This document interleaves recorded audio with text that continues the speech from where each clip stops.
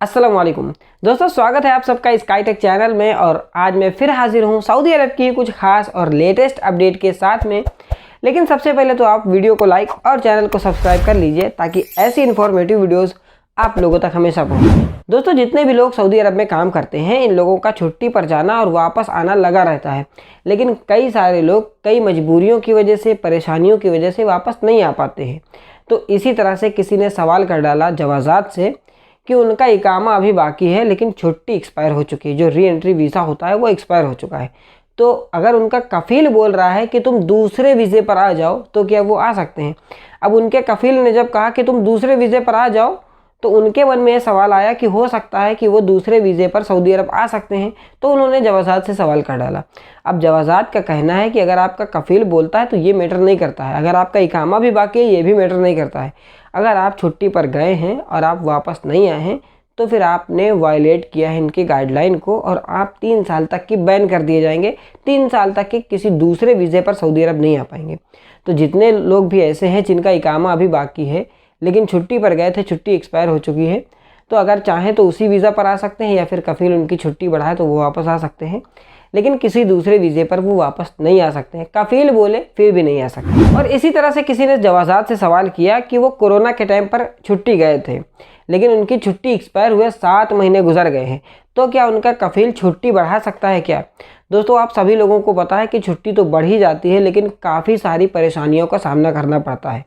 जो लोग कोरोना के टाइम पर फंसे पड़े हुए थे उन लोगों को मालूम है कि इंडिया में सऊदी की एम्बेसी तक उनको जाना पड़ा है और फिर भी छुट्टी नहीं बढ़ पाई है।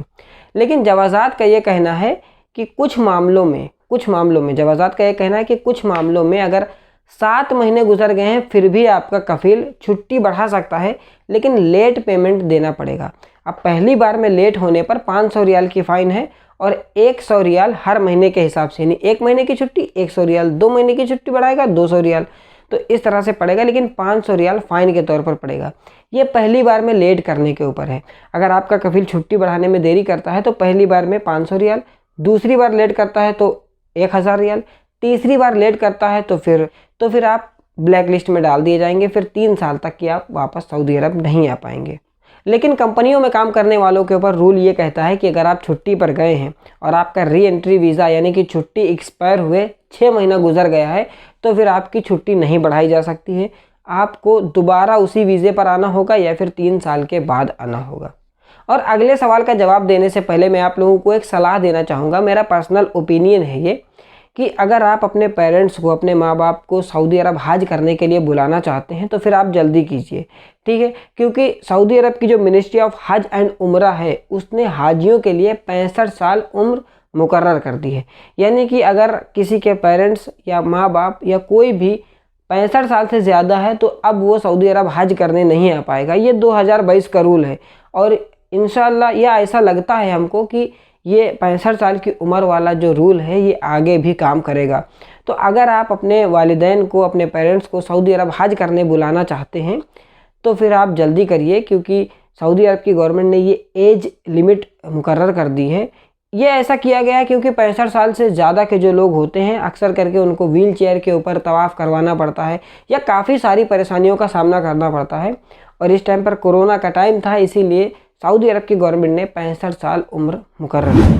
और अब हम बात कर लेते हैं अपने अगले सवाल के जवाब के बारे में।